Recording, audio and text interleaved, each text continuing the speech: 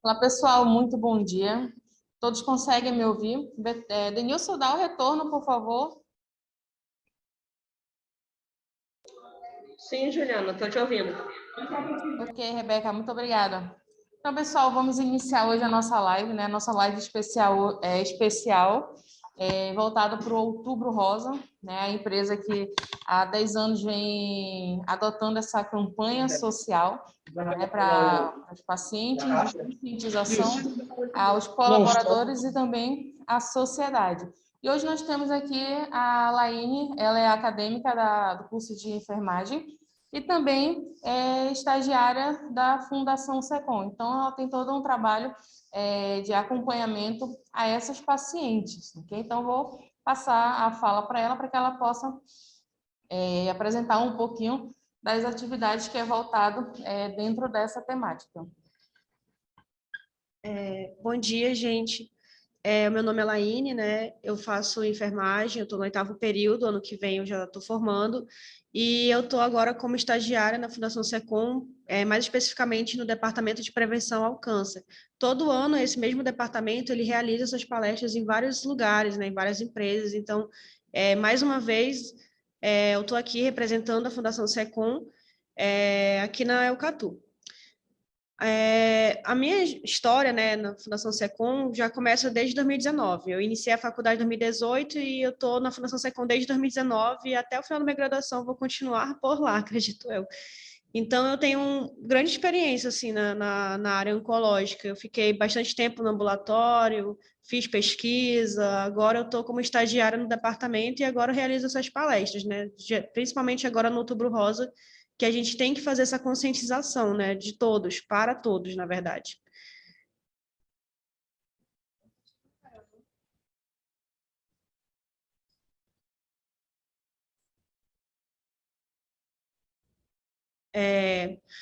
A palestra a gente começa falando um pouco sobre o movimento mundial, né, do Outubro Rosa, detecção precoce e controle do câncer de mama. Pode passar. Aí a gente tem uma questão, né? Pense na pessoa mais importante da sua vida. A gente vai pensar, lógico, na nossa mãe, né? Que a gente foi gerado, né, por ela. Então, mas não se a gente não tem a mãe, né? Geralmente as pessoas foram adotadas, entre outras situações. A gente sempre vai conhecer uma pessoa feminina, uma amiga, uma tia, uma prima, uma avó. A gente sempre vai conhecer. Então, a gente sempre tem que perguntar dela o que ela está fazendo em relação à saúde dela, tá se cuidando? Como é que está funcionando isso? Pode passar. Ah, tá. Como saber se a pessoa tem cuidado, né? Adequadamente, que foi o que eu falei agora há pouco.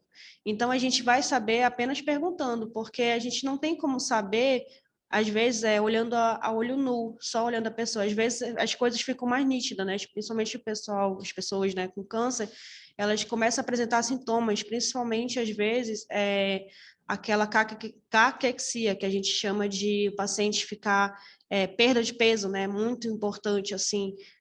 Então, é um dos sintomas também que a gente logo vê, né? Em alguns casos, mas nem sempre.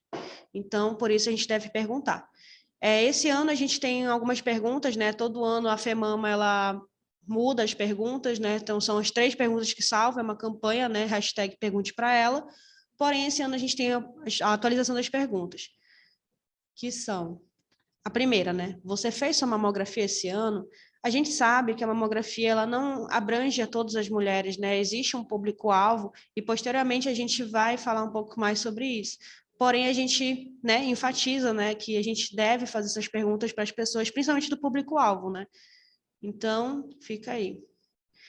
A segunda pergunta, ela não precisa ser um público-alvo, pode ser feito para qualquer pessoa. Então, você tem controlado seu peso? A gente sabe que uma das principais, né, causas também do câncer é a questão da obesidade e o sedentarismo. Então, a gente deve, né, como profissional, né, no meu caso, como futuro profissional, instigar a pessoa a fazer esse controle, né, e justamente para evitar o câncer. E em terceira pergunta, nós temos, você tem feito atividade física regularmente? porque é o que eu citei na segunda pergunta. A obesidade e o sedentarismo, eles têm muita relação, né, com o desenvolvimento do câncer, principalmente porque a obesidade é considerada uma inflamação. Então, acontece uma inflamação, então você não resolve, você não faz nada, e aí aquilo vai prolongando, né? A gente também gosta um pouco de falar na nossa palestra esse ano sobre a questão da Covid-19, porque ela, assim, querendo ou não, ela meio que atrapalhou, né, em questão de tratamento, em questão de identificação do câncer. Então, as UBS, né, fecharam, ficaram somente a questão do Covid mesmo. Então, de certa forma, acabou atrapalhando todo mundo, e principalmente os pacientes com câncer, né, que foram diagnosticados durante a pandemia. Teve uma questão de suspensa das cirurgias, né? Principalmente lá na Fundação Secom, as cirurgias foram suspensas. A gente ficou aqui em Manaus, pelo menos, ficamos com falta de oxigênio e não tem como fazer uma cirurgia. É um oxigênio, né? É um material indispensável numa cirurgia, porque a gente tem que se precaver sempre do que pode acontecer. Então, a pandemia da Covid-19, a gente fala justamente sobre isso. E também a gente não pode deixar de falar, né, que entregou números e fez os brasileiros prestarem mais atenção em dados estatísticos. Hoje em dia, a gente vê os brasileiros discutindo a questão da eficácia de vacina. Antigamente, a gente não via essas discussões, então, hoje em dia, a gente tem umas pessoas, né, mais atentas em questão de números. E o câncer, né, de mama, ele tem um número muito grande. O câncer de mama, ele é o maior, assim, em números, que mata mulheres todos os anos. Então, a gente precisa sempre estar atento a esses números também.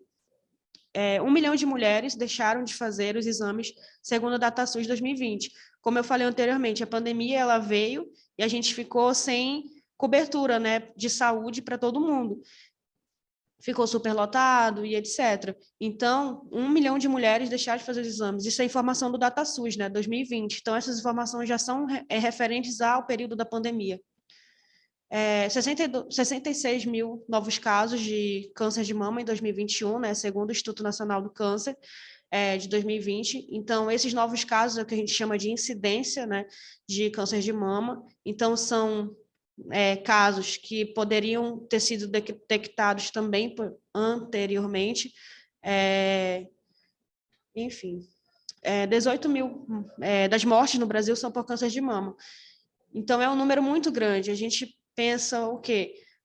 Poderia, então, essas mulheres não terem morrido se elas tivessem mudado, né, o estilo de vida, porque o que a gente pode fazer, tem coisas que a gente pode fazer e tem coisas que a gente não pode mudar, que é o que a gente vai ver posteriormente, né, em questão de riscos modificáveis e riscos não modificáveis.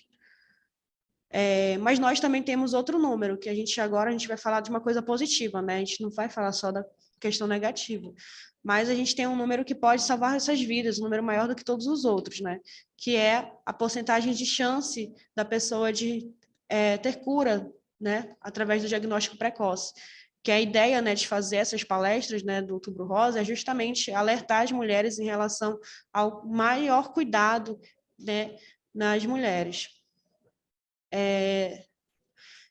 Agora, algumas perguntas que às vezes as pessoas confundem algumas coisas. Todo câncer hereditário? A resposta, logo de cara, é não.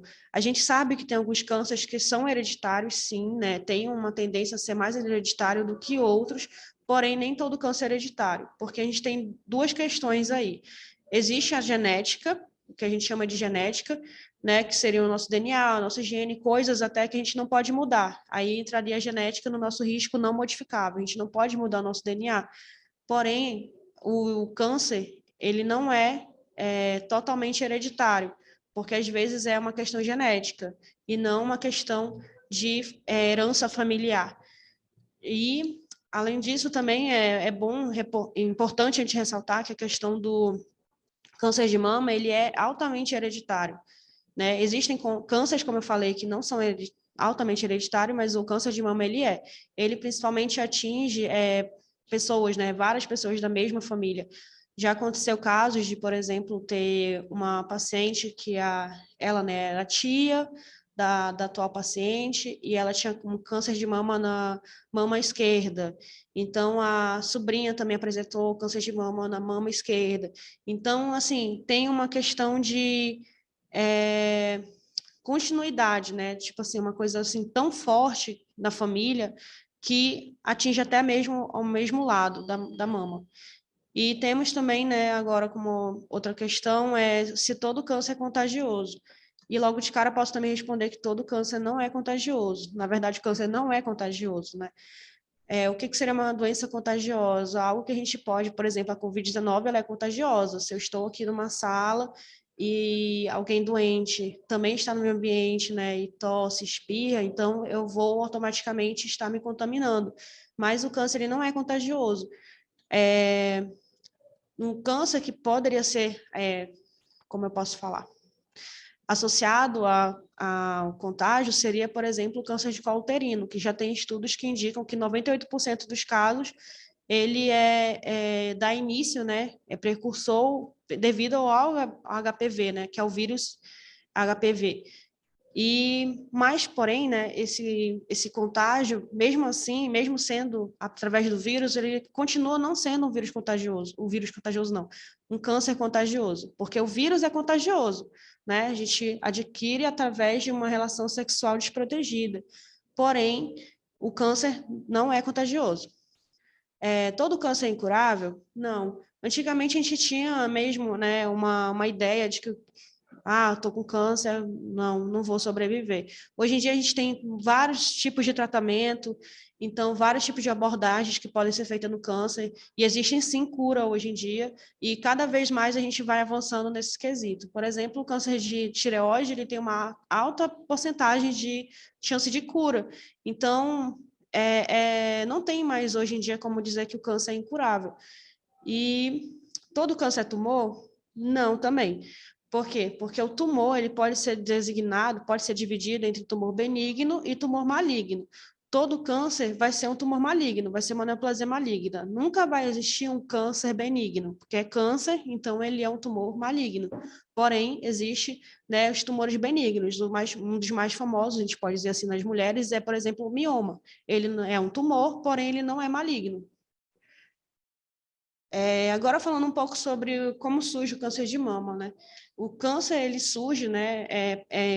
Preciso dizer também que todos nós, a gente tem a predisposição a desenvolver um câncer, porque não é só a questão da hereditariedade, como eu falei anteriormente, é uma questão, assim, tem todos os fatores, né, ambientais envolvidos, nosso estilo de vida, depende muito se a gente vai desenvolver ou não, mas a probabilidade de a gente ter, todo mundo tem, porque é uma questão celular, é uma mutação, não é uma mutação, é uma multiplicação descontrolada de células alteradas. As nossas células, elas têm um tempo de vida certo para morrer. Então, o que a gente chama de apoptose, é uma morte programada da célula. Porém, o câncer se desenvolve justamente quando essa célula não morre da forma certa, ela não morre. Quando era para ela morrer, ela não morre. Aí ela fica uma célula alterada. E aí esse acúmulo de células, né, alteradas é o que causa o câncer. E aí, como eu falei anteriormente, né, quais são esses fatores de risco? Vocês podem ver através essa balança que 10 a 20% apenas é da questão genética, né? E o que pesa mais seria os de 80 a 90% seriam os fatores ambientais, os nossos fatores de vida, ali, a alimentação, o sol, o narguilé, né? Porque tem pessoas que acham que o narguilé não dá nada, que não prejudica, mas prejudica sim. Às vezes até mais do que o cigarro. Já tem estudos que falam sobre isso. Então, a gente também pode, né, ressaltar também a questão do uso de álcool. Então, é algo assim que a gente pode mudar na nossa vida. A genética nem tanto, mas a genética não pesa tanto quanto esses outros fatores. Então, são coisas que a gente pode mudar, né? Se a gente conhece, tem familiar na família, né? Tem pessoas na família que tiveram câncer, já é algo a se pensar, né? Poxa, será que eu posso continuar vivendo a vida desse jeito? Será que não é melhor eu mudar? Né? Então, são coisas a se pensar.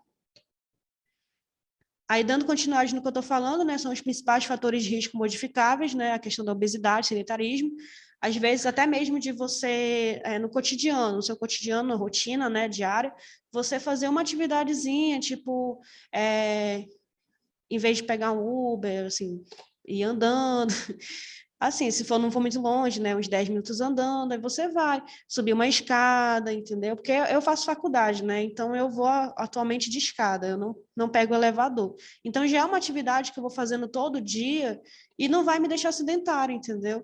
Então é algo que eu, na minha vida, posso estar aplicando em várias coisas, né? E o alcoolismo também, né, ele tem um aumento, né, de chance da pessoa desenvolver câncer. Então, é algo também que eu posso estar cortando da minha vida e evitando, posteriormente, desenvolver um câncer. Aí a gente também tem a terapia de reposição hormonal, ela está sendo representada pelo DIU. O DIU, ele tem 2 modelos, né? Tem o DIU de cobre, tem o DIU de Mirena. E o DIU de Mirena é o DIU que possui, né, hormônios. E a terapia de reposição hormonal, na verdade, ela é mais indicada para quem está já na menopausa, né? As mulheres que já estão na menopausa. Porém, já tem estudos que falam que tem que ser realizado uma investigação. Se realmente precisa? Será que tem custo-benefício? Será que seria realmente bom para a pessoa utilizar reposição hormonal? Porque a gente sabe que tem, né, na menopausa, vários sintomas que vão deixar, diminuir a qualidade de vida da mulher, né? Tipo, a diminuição da libido, um calor, relação sexual dolorosa. Então, a terapia de reposição hormonal, ela tem esse ponto positivo, ela ajuda a diminuir os sintomas da menopausa, porém, ela tem esse problema por trás, porque já tem estudos que apontam que a reposição hormonal, ela tem relação também com o desenvolvimento de câncer de mama, justamente devido a ter hormônios, né? Então, é algo a se pensar também. Então, a reposição hormonal, ela tem os seus pontos positivos, tem seus pontos negativos e deve ser avaliada por um médico. Não pode ser feita de qualquer forma. Por isso, né, que eu estou falando tudo isso, por isso que é importante a gente conhecer nossas mamas. Nossos mamilos, né, não são iguais. Todas as mulheres têm tipos de mamas diferentes, mamilos diferentes. E aí a gente tem uma imagem com alguns tipos de mamilos. Tem o mamilo protuso, né, que ele é mais protuberante. Tem o mamilo invertido, que ele é mais conhecido também como o tipo de mamilo que não consegue amamentar. Mas logo adianto que dá para amamentar sim, tá, gente? E tem também o semi-invertido. O autoexame das mamas.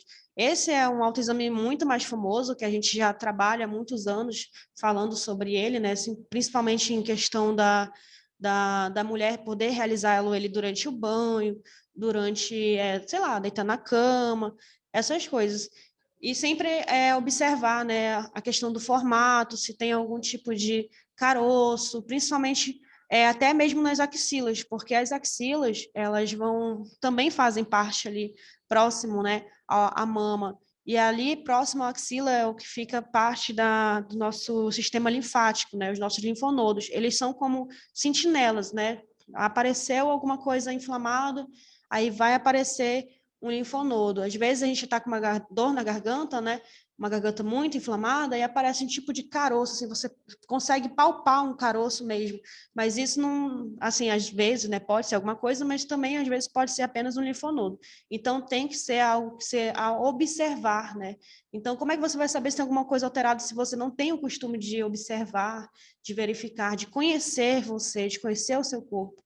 Então é algo também que a gente sempre bate na tecla, né? Atualmente, né, o Ministério da Saúde ele não recomenda mais que seja feito o autoexame das mamas, porém, a gente, né, do departamento, a gente reconhece que, apesar disso, a gente deve sempre instigar as pessoas a se observarem, a estarem prestando atenção em todas as modificações que podem acontecer, às vezes que do nada, né? Então, é importante também, de certa forma. E lembrando também que o autoexame, né, que ele é realizado por nós, né, nós mulheres mesmo, ele não substitui o exame clínico da mama. O exame clínico da mama ele é totalmente diferente da mamografia. O exame clínico da mama ele é realizado todo ano por um médico ou um enfermeiro.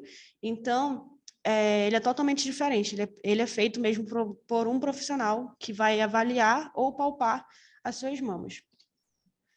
Aí a gente tem as imagens, né, com algumas modificações que podem ser vistas, né, no mamilo. Qual seriam as modificações que a gente deve se preocupar, né? Deve ficar atento. Então, nós temos a pele endurecida, protuberâncias, suco na mama, né? Que seria quase como um afundamento, né? O abalamento das mamas, e o crescimento das veias. O crescimento das veias, ele é muito parecido quando uma mulher fica grávida, né? Que ele fica com um peito muito cheio de leite.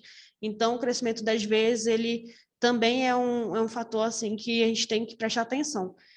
Crostas ou feridas no mamilo, afundamento do mamilo, irritação, né, odor, alteração na forma, secreção com sangue, pele de casca, né, a pele de casca vai ter uma foto posteriormente, porque é importante também de falar sobre isso, porque ele é um sinal um pouco mais discreto, porém, ele também é algo que a gente deve estar atento. E tem ondulações e o nódulo endurecido. Essa é a foto, né, que seria a mama com casca de laranja. E aí o que a gente fala, né? Ele pode ser um sinal mais discreto, a gente pode até passar despercebido. Porém, a gente tem realmente que estar atento e realmente conhecer o nosso corpo, senão a gente não vai conseguir verificar o que mudou. Se a gente apresentar, né, com a pessoa, né, apresentar qualquer um desses sintomas, a gente deve fazer o quê? Procurar o UBS, né, o lugar mais próximo, no que a gente chama de porta de entrada, né, da saúde, procurar o UBS mais próximo. Tem um vídeo que eu não sei se vai funcionar.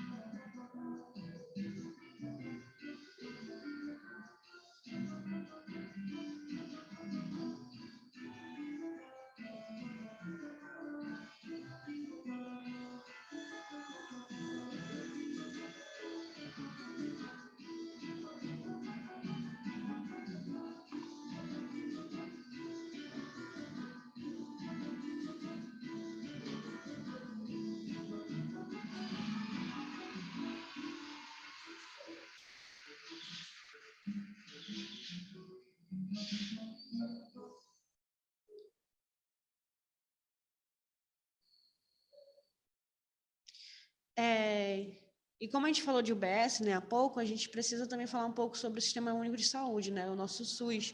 A gente tem que defender ele, porque a gente é o que vai atender, né, muitas pessoas que às vezes não têm condições financeiras de arcar com um sistema privado. Então, acaba que o SUS, por atender todo mundo, né, ele é universal para todo mundo, então ele acaba sendo um pouco sobrecarregado, tem realmente as suas dificuldades, os seus problemas, porém ele é necessário, né? Ele é gratuito, ele fica próximo à sua casa, tem a sua UBS, né, próximo da sua casa, ou então o que o pessoal chama de casinha, então a gente tem que defender ele sim. E quando a gente for atendido lá, o que a gente tem que levar? Tem que levar apenas o cartão do SUS e o documento de identidade. A depender da UBS, né, geralmente quem faz esse rastreamento, essa triagem, é a enfermeira. Às vezes, até mesmo pelo próprio CPF, você consegue ter o atendimento, porque já tem interligado ao cartão do SUS. Agora, falando um pouco sobre os exames de rotina, né, rastreamento, a gente chama de rastreamento porque são exames que acontecem, né, periódicos, devido à pessoa ter um cuidado, né, um autocuidado. Isso um rastreamento é quando a pessoa ainda não apresenta nenhum sintoma, né, porém ela está, claro que se precavendo, né, de descobrir algo não tardiamente. Então, o exame clínico da mama, como eu já falei, né, posteriormente, ele tem de periodicidade anual, a idade recomendada é acima de 40 anos. Já a mamografia, ela não é anual, né, ela acontece de 2 em 2 anos, justamente por causa da radiação, né, que ocorre, então ela não tem uma periodicidade muito próxima da outra, então de 2 em 2 anos ela é recomendada ser feita, principalmente mulheres de 50 a 69 anos. E, para finalizar, gostaria de falar um pouco sobre a Rede Feminina, né, que ela é uma ONG, né, que também faz parte do mesmo departamento, né, de prevenção. A presidente da Rede Feminina, a enfermeira Marília Muniz, ela atualmente é presidente e também chefe de departamento da Fundação Secom. A Rede Feminina foi fundada em 1978, né? A Rede Feminina do Amazonas, ela é uma das filiadas, né, da Rede Feminina Nacional, e ela é a única do estado do Amazonas. Ela é uma organização não governamental, né, uma ONG, que desenvolve projetos voltados para pacientes de tratamento do câncer na Fundação Secom. Parte das despesas da Rede Feminina é custeada pela Sociedade Manauara e a outra pela Liga Amazonense contra o Câncer, a LAC, ONG parceira há quase 50 anos. A LAC, ela é uma ONG assim, que ela já é mais conhecida, né? Uma liga já é mais conhecida por algumas empresas, porém, ela também tem relação com a Rede Feminina e a gente trabalha todo mundo ali no mesmo ambiente, né? No mesmo departamento. A gente tem alguns projetos sociais, né, que a ONG Rede Feminina ela ajuda, né, nos pacientes com câncer. A gente fala, o nome, né, da ONG é Rede Feminina, porém ela atinge, né, ela abrange todos os pacientes. Tem a almofada do coração, né, que principalmente para aquelas mulheres mastectomizadas que fizeram a retirada recente da mama. E a dor, gente, eu não sei como explicar, porque eu nunca passei, né?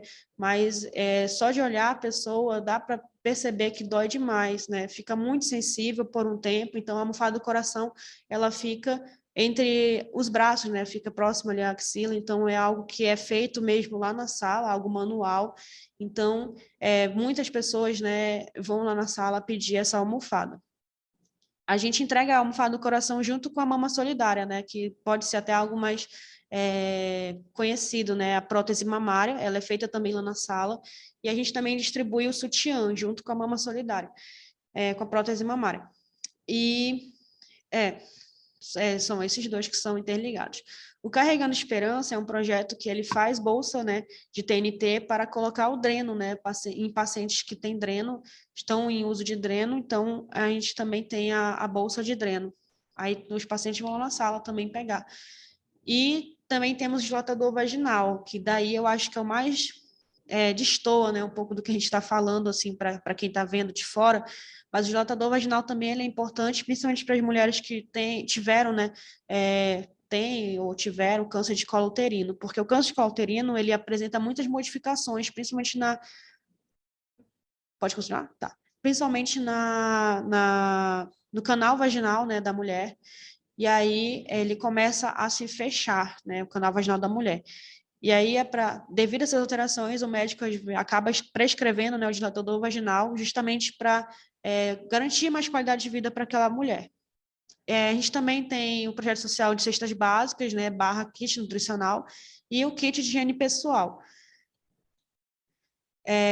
Agora umas fotos, né, dos projetos sociais, ali a gente tem a almofada do coração, a prótese, o dilatador, aí a gente tem a cesta básica e a foto de duas voluntárias lá da Rede Feminina, a Célia, né, e a Sanelva. E eu estou falando isso para vocês, gente, porque às vezes a gente precisa falar desses tipos de projetos que às vezes são desconhecidos, né? Nem sempre as pessoas conhecem, às vezes fica algo ali só em torno das pessoas que trabalham no SECOM, das pessoas que têm pacientes no SECOM, né? Às vezes a gente tem pessoas que vão, né, receber alguma coisa lá no SECOM, por exemplo, uma almofada do coração, né, uma prótese mamária, e pergunta, como é que eu posso ser voluntária e tal.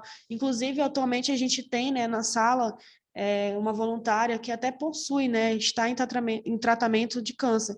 Então, é algo que é aberto ao público, qualquer pessoa que tem interesse em ser voluntário é totalmente estamos de braços abertos para receber todo mundo. E, para finalizar, né, cada corpo tem uma história, o cuidado com as mamas faz parte dela. E aqui tem as nossas redes sociais, o número e o e-mail para quem tiver interesse em fazer alguma pergunta ou então alguma outra coisa.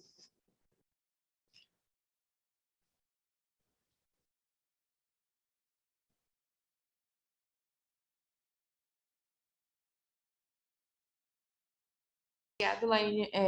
Você trouxe para a gente hoje informações bem relevantes, bem importantes, até para a gente mesmo que trabalha com a campanha, né, que a gente traz o conteúdo prevenção, trouxe toda essa questão, muito se ouve falar a questão da textura casca de laranja, né, mas a gente fica imaginando como que seria essa textura, então você trouxe para a gente assim, vários exemplos de como fica essa mama, né? E quando a gente fala em prevenção, tratamento, das redes de apoio que você trouxe aí para a gente também, a gente fala também da questão do psicológico dessas pacientes, né? Então, esses trabalhos, esses projetos que vocês desenvolvem dentro da fundação é essencial justamente para isso, pela parte do psicológico. Esse paciente se sentir acolhido, né? Para ele entender que ele não está só e que ali tem uma gama de profissionais que está cuidando dele, né?